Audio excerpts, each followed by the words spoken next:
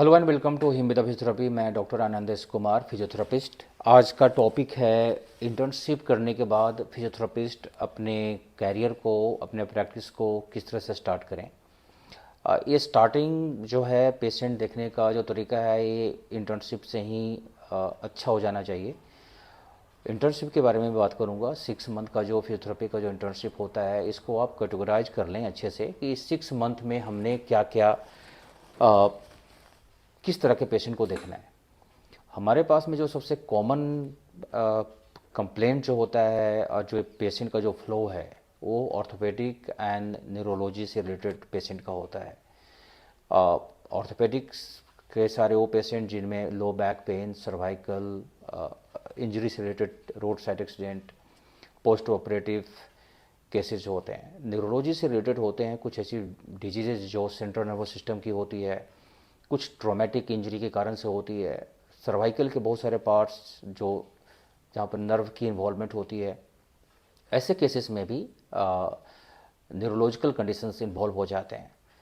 इसके अलावा gynae ops के केसेस होते हैं, फीमेल के में डिले माइलस्टोन के केसेस होते हैं, बच्चों में गेरेटिक प्रॉब्लम, ओल्ड एज में जो रिलेटेड जो प्रॉब्लम होती है, जहाँ पर कि आपका मोबिलिटी कम हो जाना।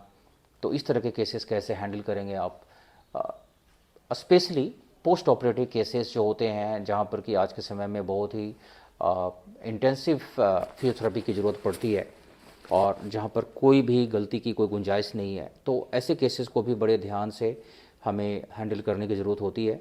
और इसके लिए स्पेशली उन फिजियोथेरेपिस्ट को मैं बताऊंगा, सजेस्ट करूंगा कि आप अपनी एक इंटर्नशिप में ही ना एक प्रोटोकॉल बनाएं कि मुझे इस तरह के केसेस को देखना ही देखना है और इसमें मेरी नॉलेज और इसमें पकड़ अच्छी होनी चाहिए। स्पेशली जो बच्चे इंटर्नशिप करने के बाद या ड्यूरिंग इंटर्नशिप ही कुछ स्पोर्ट्स से रिलेटेड केसेस देख रहे हैं या फिर जिनकी ड्यूटी स्पोर्ट्स में लगी हुई है, वो इस स्पोर्ट्स वाले पेशेंट को कैसे हैंडल करेंगे। उसमें से मेल हैं, फीमेल हैं, एल्डरली भी होते हैं। क्या क्या उनमें कंडीशंस होती है और उन कंडीशंस को आप कैसे हैंडल करते हैं, ये बहुत ज़रूरी है। इन सारे चीज़ों के पीछे का जो मैं बोलूँ क्रैक्स जो है, इम्पोर्टेंट पॉइंट है, वो है डायग्नोसिस।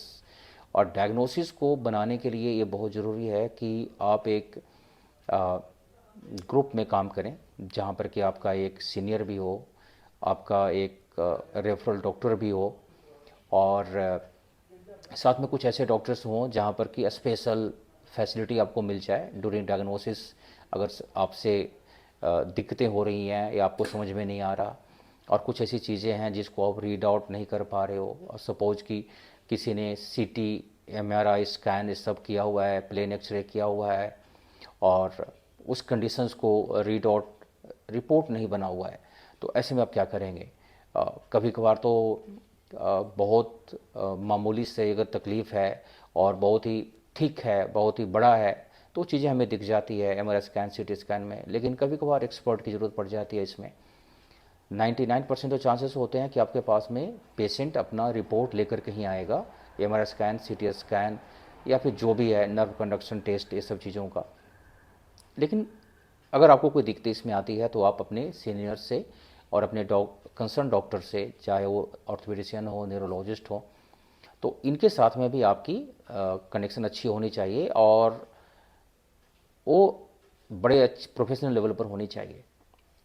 जब भी आप कॉल करें तो ये मानकर करें कि इसकी सॉल्यूशन हमें यहाँ से मिल जाएगी, अदरवाइज आपका पेशेंट सफ़र करता है। फिर पेशेंट सफ़र करता है तो फिर आपको तकलीफ़ें बढ़ जाएगी, आपको पता भी नहीं चलेगा और आपके पास में पेशेंट आना बंद हो जाता है या नहीं आता।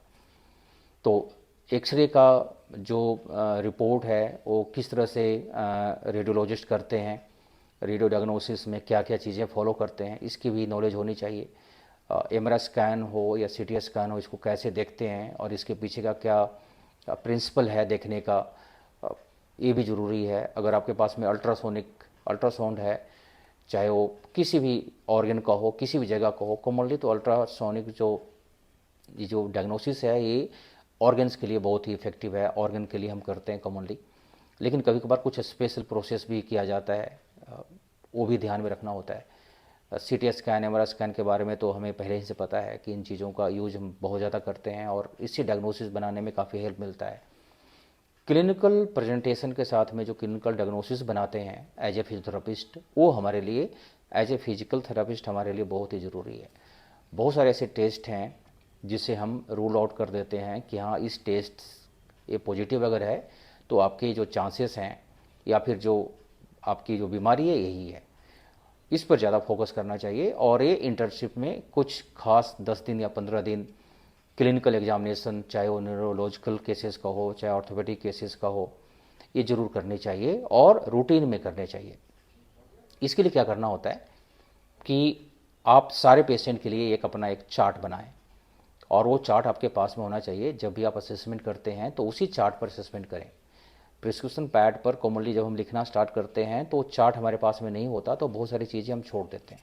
तो स्टार्टिंग से ही इन चार्ट का यूज करें और इस जब एग्जामिनेशन चार्ट का यूज करेंगे तो आपको बहुत सारी चीज़ें समझ में आने स्टार्ट हो जाएगी।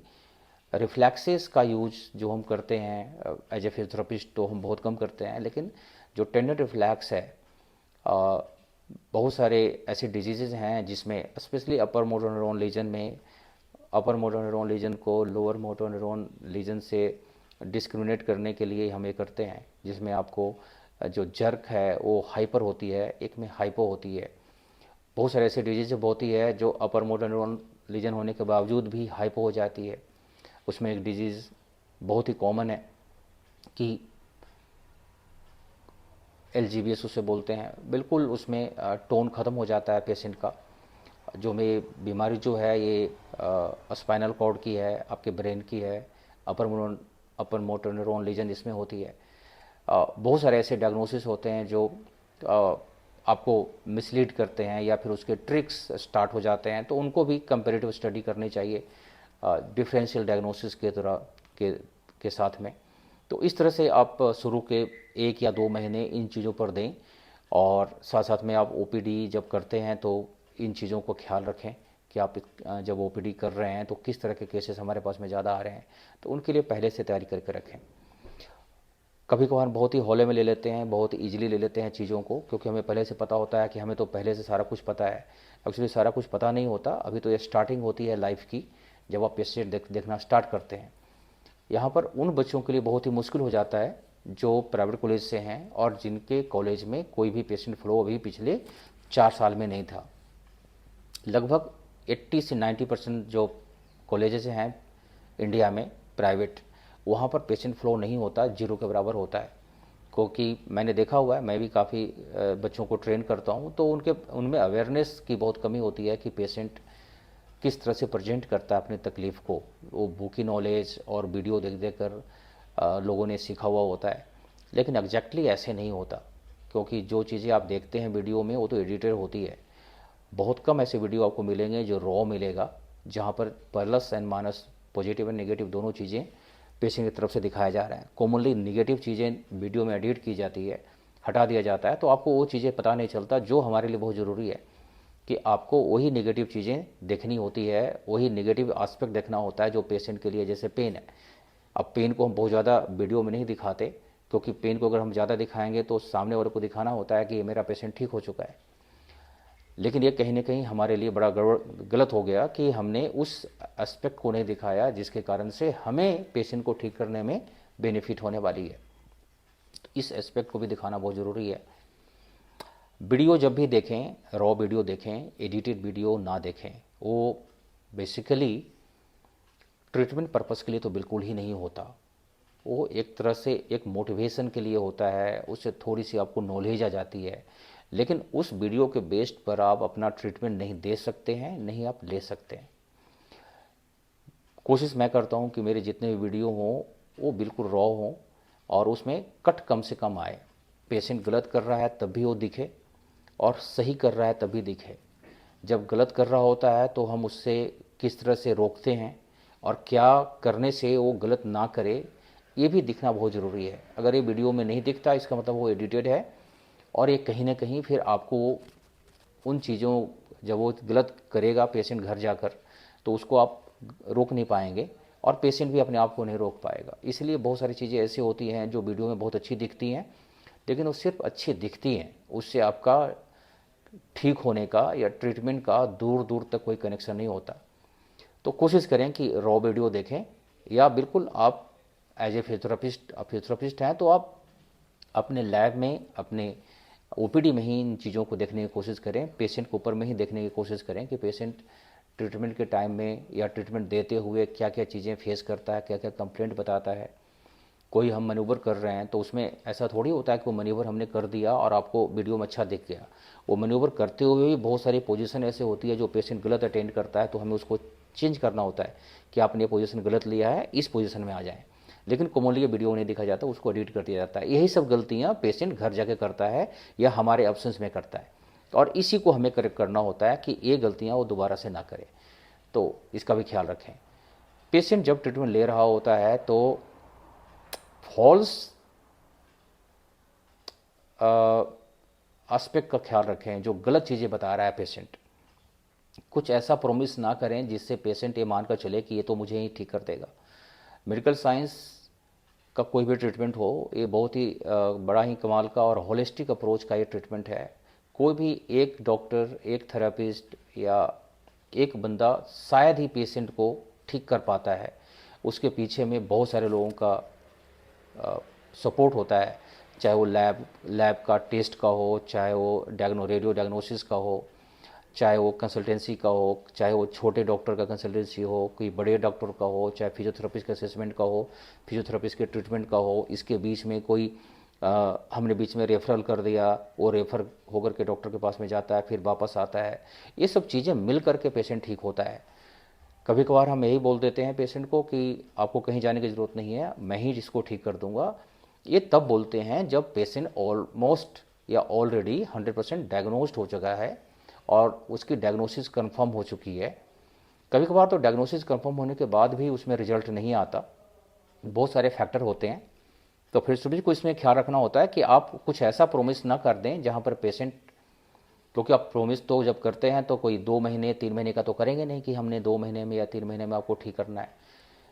तो ये पेशेंट को जब आप बोलते हैं कि हम 5 से 10 दिन में ठीक कर देंगे तो फिर उसके लिए गला चला जाता है। तो इस तरह से आप चीज़ों को ठीक करने की कोशिश करें, और असेसमेंट बहुत ज़रूरी होता है।